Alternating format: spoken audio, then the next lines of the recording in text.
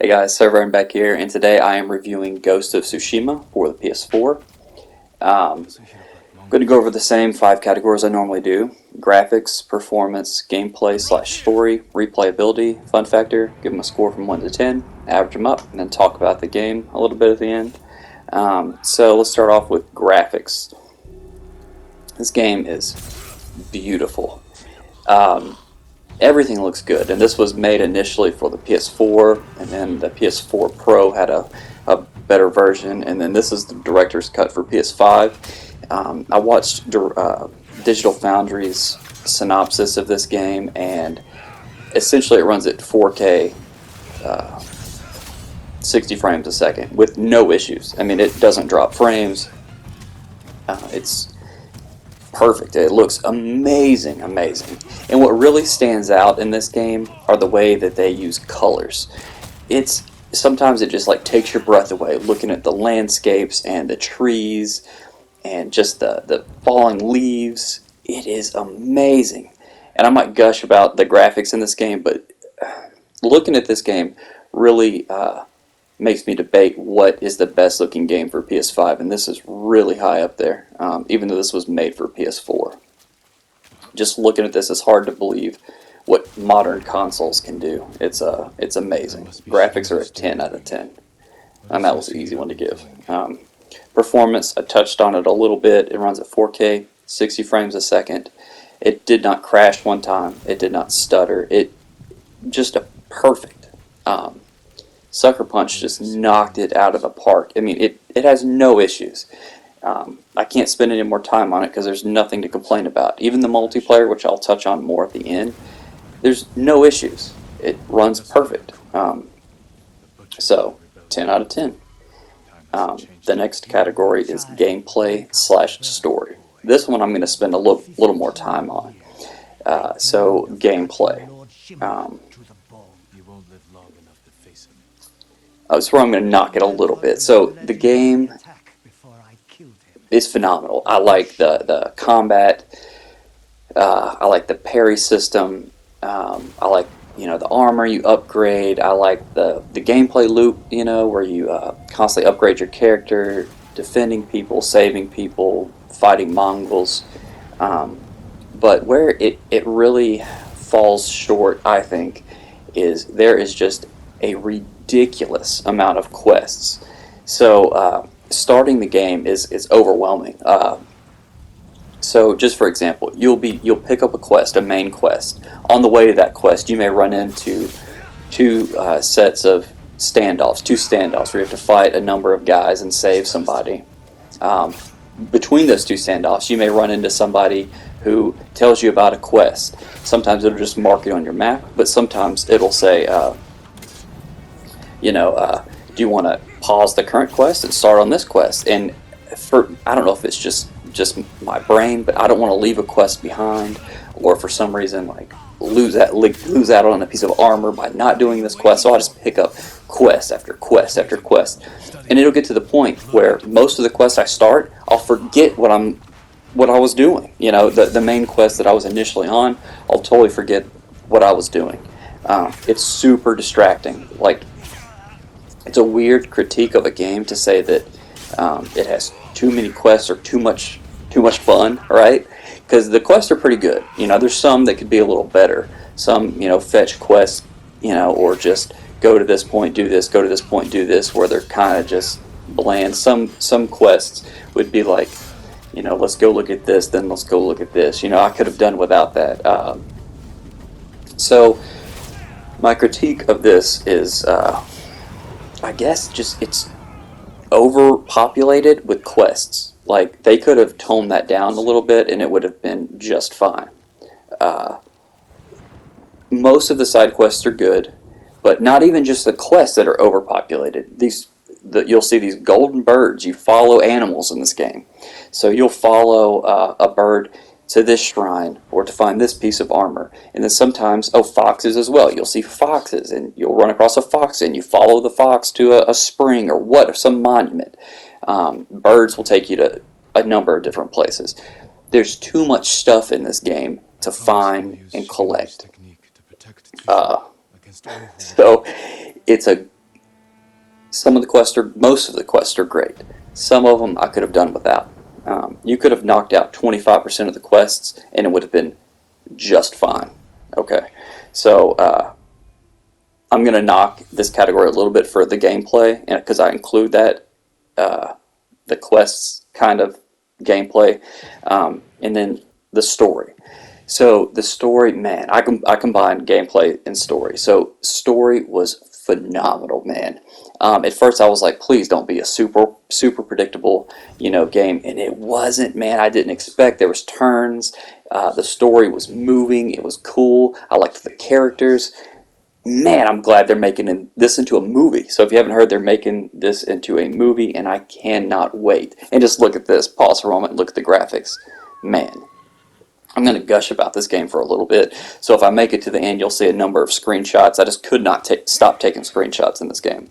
But the story, just amazing. The character development was great. I wasn't sure what was going to happen. I didn't expect the story. So it was a welcome surprise, and that's what carried this category. Would have been a 10 out of 10 because I really enjoyed the story. But the gameplay loop would include the quests, the endless amount of quests and people to talk to, and essentially every person you talk to is going to send you on a quest. So if you see a dialogue marker or quest marker, I almost just started avoiding them because it was distracting from the story. And once I probably did, I don't know, 25 to 30% of the side quests, and I put in some work on this game. I put in 33 hours. So if I didn't do any side quests, I think it said that you would beat the game in like 25 hours. So I did, about 10 hours of side quests. So quite a few. I got my feel for them. But anyway, gameplay / story category is going to get a 9 from me. Only a 9 because of the gameplay and I guess how they throw quests at you is very distracting. I do like, however, upgrading your character, getting new swords and armor, as you can see here. So I did like that part of it. Anyway, replayability. I debated on this one for a long time. Normally I'm pretty hard on this category. But this game, although I just complained about how many quests there were, has a ridiculous amount of things in content. If you bought this on PS5, the director's cut, it not only includes the main game, but the expansion, which I have not touched yet. But I am a quarter of the way done collecting things and doing quests. I could spend another 30 hours easy finishing this game up. But a lot of it is just, which is fun. The gameplay fighting is fun. It's cleaning up bases and camps, fighting more Mongols, which is fine. But I can tell you right now that it is a grind to finish this game. So, replayability. Oh, also, let me touch on this. Multiplayer adds to the replayability because this has multiplayer, weekly things to do. So, normally I'm hard on this category, but this one's going to get a pretty high rating for me just because it has 4-player co-op, like survival mode, 2-player missions that me and my buddy did, along with this new game plus added on. It is an insane amount of content, which I appreciate. You get your money's worth out of this game for sure. So I give replayability an 8, which I had 7, and I was like, man, I can't give it a 7. 8, almost a 9, but I'm going to go with an 8. All right, and my last category I'm going to go into is fun factor. So I had a lot of fun with this game, and I'm only knocking at 1 point because of my few critiques. Because at first, like I said, I was hitting every single quest, and I was just like getting distracted, missing out on the story, or like forgetting what I was even doing. But overall, the game was so much fun. It was fun exploring. It was fun, learning new abilities, getting new armor, just staring at the beautiful world. And then the multiplayer. I beat the 2-player co-op missions. There's 9 of them. They're fun. They're creative. And it just adds so much more value to the game, which is insane. It's challenging, like I said. And you also have the survival mode, which I brushed on, but I did not try that yet. So, there's just even more fun to be had that I did not get to. So thoroughly enjoyed the game. Every second I was playing it, minus that little brush-in. When I finally figured out how to make the most of the game, was do a side mission here and there, along with the main story, which is what I ended up doing. So fun factor, I'm going to give a 9 out of 10. So just to go over them one more time, graphics a 10, performance 10, gameplay / story 9, replayability an 8, and then fun factor I give a 9. I could sit here and average those up. It gets a 9.2 out of 10, which is one of my highest rated games. And I'm just going to talk about the game and gush for a little bit. Screenshots will be coming up, so you'll get to see some screenshots if you'll stick around. But I wrote amazing graphics, and that's hard to even... if you have a 4K TV HDR running at 60 frames a second, it's insane to look at. It's hard to even... I hope this does it justice, which I don't even think it will, but it's amazing. And I wrote too many quests, question mark. That may be up to you. You know, I knocked at one point, and some people may say, you know, it should get 11 out of 10 because it has so much content. It's a weird problem to have in a game, but I'm just saying the way I feel. You know, I had another buddy that feels the same way. I wrote fun combat. You can see, I mean, you can parry. There's different stances to go against different kind of enemies, which is really, really neat. So you can get really good at switch between stances, which with each guy you can eventually learn, you know, how to do a number of different things that help you in combat, different throwables. Man, it's cool. It makes me want to go watch samurai movies, I swear. Just amazing. An amazing game. This is going to take me a second to go over, but trophies. If I could change one thing about this game,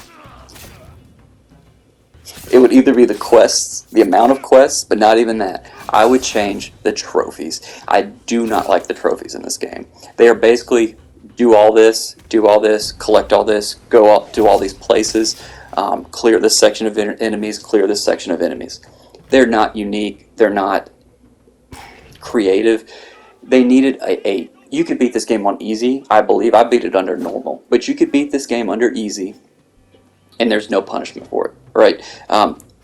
Not punishment, but there's no reward, no incentive to beat it under hard. All it is, it just opens New Game Plus, and then it's beat the game under New Game Plus. There should be a trophy to get the platinum to beat it under a certain difficulty.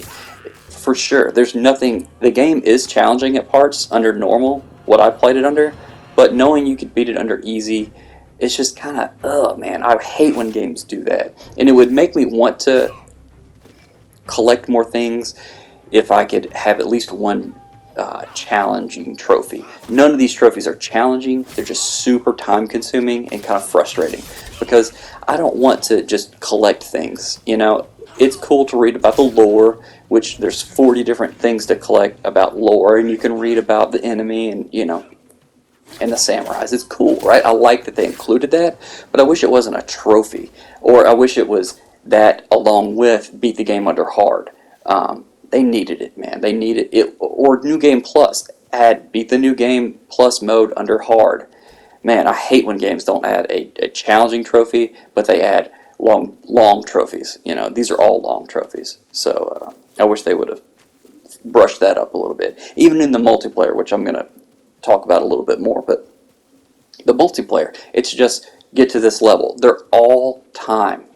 Like, the more time you spend, you know, the more trophies you're going to get. And it's cool in a way, but I prefer trophies that are challenging. Like, if somebody has the platinum on this game, I just know that they put in a ton of time. It's not hard.